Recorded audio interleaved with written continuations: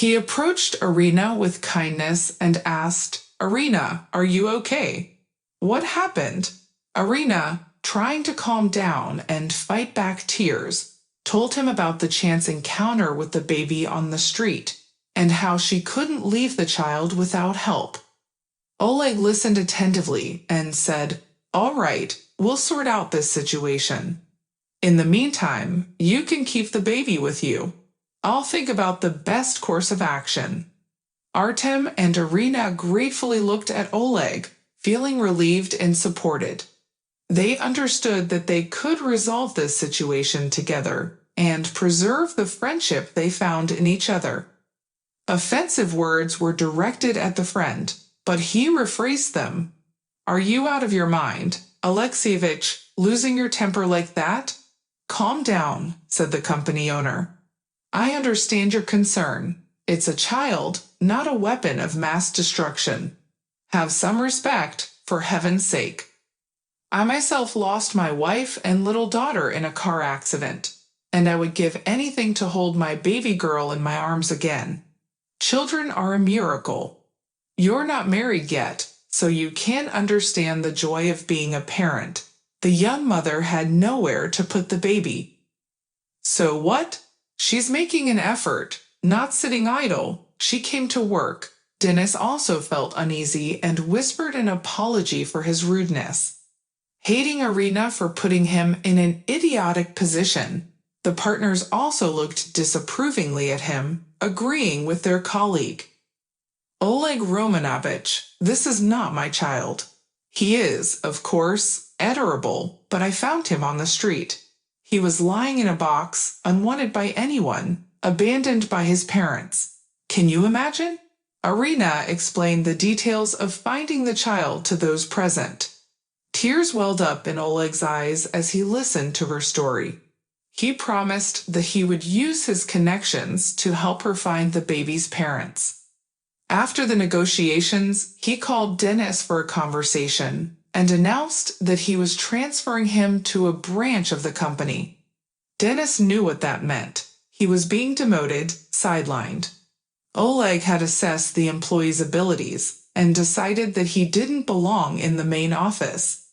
Here, he only stirred up intrigue, benefiting only himself without focusing on the work. Moreover, the owner didn't like dealing too often with such a sensitive person. As promised, Oleg also found the baby's parents, whom they had already named Venetka. The boy's mother expressed remorse for her actions, but refused to take custody of her son. She had just turned 18 and wasn't ready to be a mother, so she parted ways with the child easily. "I want to adopt him," Irina firmly declared. "Artem, I don't care what happens. I'm ready for the difficulties. We can't send him to an orphanage. He's just a tiny baby. I'll raise him, give him the best life that I can with you," the young man said seriously. "We've liked each other for a long time. I can even say that I love you. So why wait? Let's get married and become Vanya's parents," Irina shouted and threw herself into his arms. "You're such a good person." The couple's wedding was modest, but they were content. Oleg, upon learning about the young couple's bold decision, rewarded them with a substantial bonus to support their new family, offered Irina a job in the office, and gave Artem a position in personal security. There, the young man could earn a higher salary to support their family.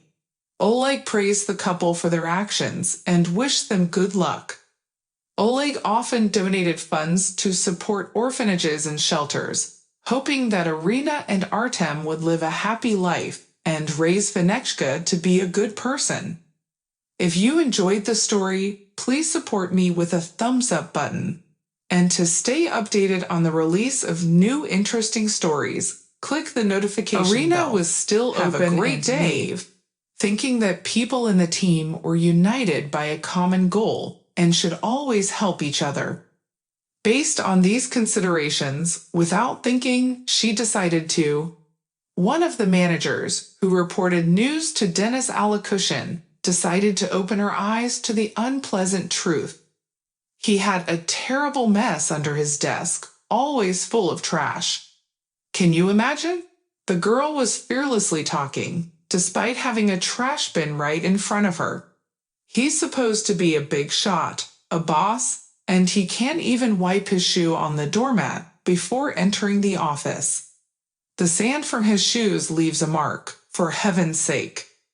He pours his unfinished coffee into the office plant, and it's withering because of that.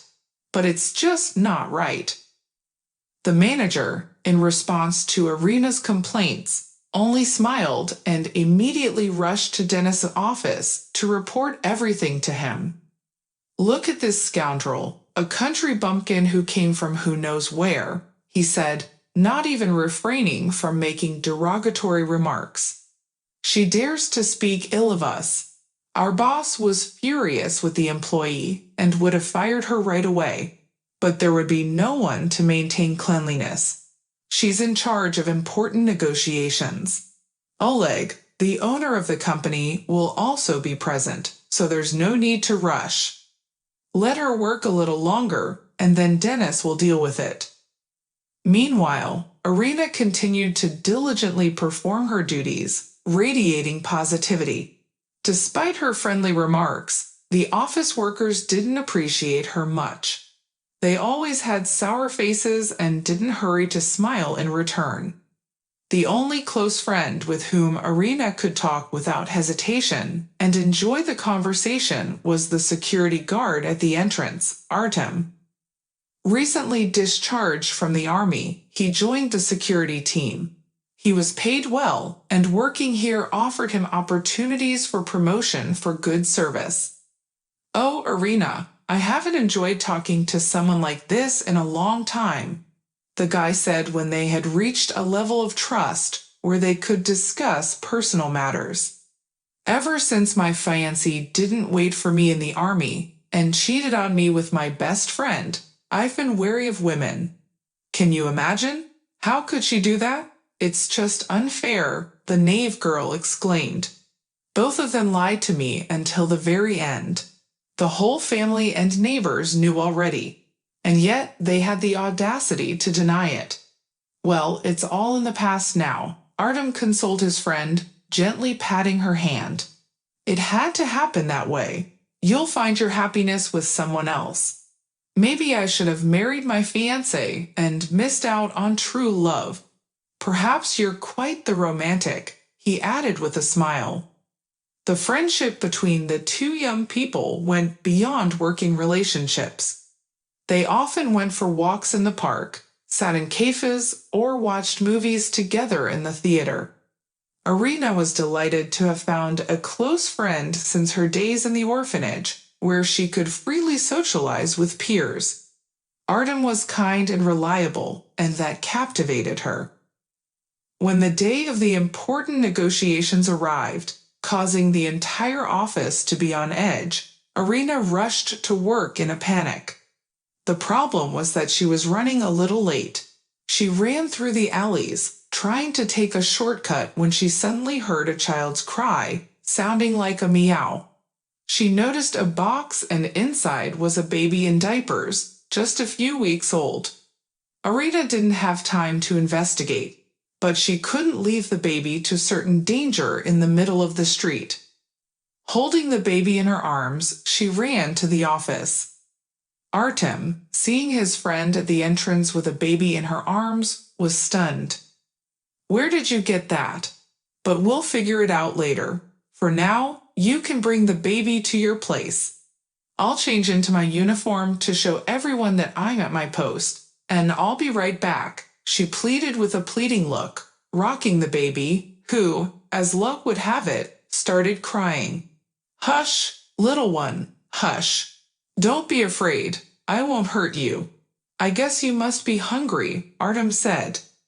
At that moment, Dennis entered the building, followed by Oleg and the partners for the negotiations, who were already waiting upstairs in the conference room.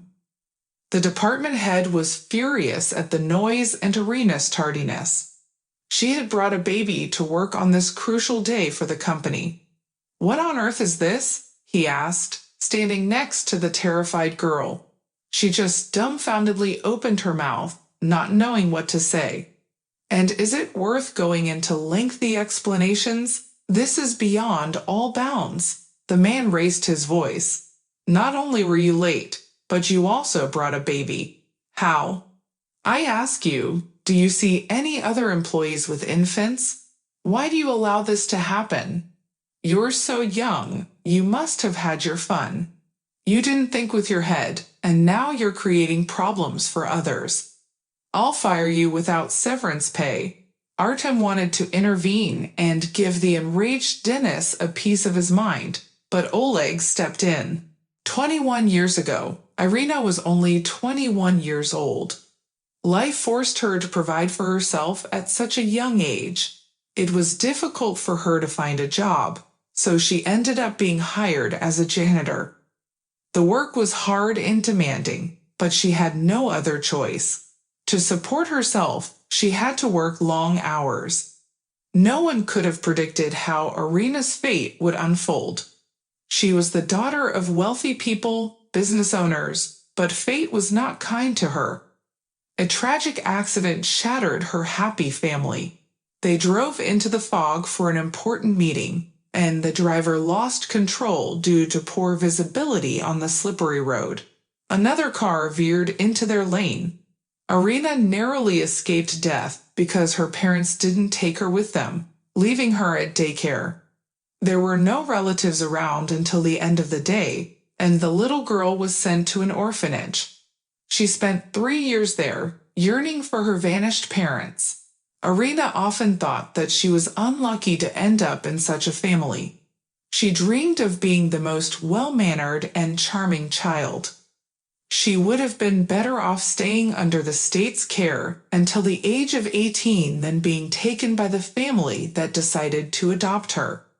The adoptive parents already had 2 children and lived in a remote village.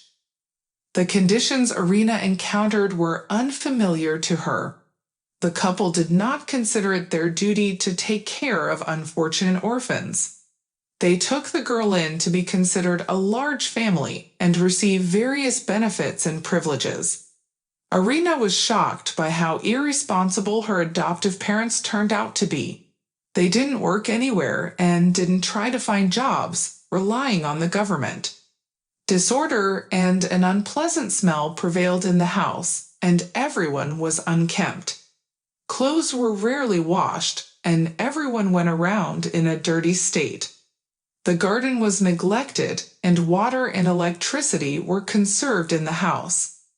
As a result, things were dirty and always smelled. They only occasionally cleaned the house when a social worker came to check the living conditions of Irina's family. Irina had to remain silent and engage in cleaning for several days to make everything look presentable. It was not easy for Irina to live in such conditions. She couldn't come to terms with being in such an irresponsible family. In the orphanage, everyone had their responsibilities and took care of themselves. Here, the girl often felt nauseous from the smells. Unlike her biological siblings, Irina received the least. She ate leftovers and wore clothes that had become too small. Even if sometimes they were boys' clothes, all the family members preferred to ignore her needs. The responsibilities of the untidy parents fell on the fragile shoulders of the girl. She alone had to maintain order, clean the muddy shoes after the garden, scrub the moldy tiles in the bathroom, mend torn clothes for the whole family, all while not slacking off and not complaining. Often, if Irina became stubborn, the guardians would punish her. But soon the girl got used to it and became submissive. She realized that it was the best tactic. She lived only with the hope that her life would completely change when she came of age. Irina planned to run away from her guardians. When the time came, she left for the city with a scandal. "Ungrateful girl, so you're going to run away," shouted her mother when she noticed that the girl was packing a bag in the evening, intending to escape. Is this how you repay us for taking care of you, for giving you a roof over your head? You're not our parents, and I don't want to see you anymore. I'm leaving here once and for all. I'm an adult now and can decide my own life, she screamed and left. She had enough saved money to rent a small room from some grandmother. The rent for such conditions was too high, but she couldn't expect more. At first, Irina wandered around the city, offering her services. She didn't stay at any job for long because the collective in the big city wasn't happy to have another provincial person. Despite her efforts, she often quit jobs because the coworkers refused to accept her. The girl managed to find a job in a large office. Serious people worked there, each trying to outshine the other, considering themselves better than everyone else. There was no talk of any friendly connections. The atmosphere was competitive. The department head, Dennis, encouraged such behavior among employees. He believed that there was no need to be friends with colleagues and, on the contrary, they should compete for the best results. The man established a system of informants who reported all the news to him. He had a sensitive and self-absorbed nature. Therefore, he was most interested in how employees talked about him. If someone dared to say something negative or complain about an unfair decision by the boss, they would immediately be fired or demoted.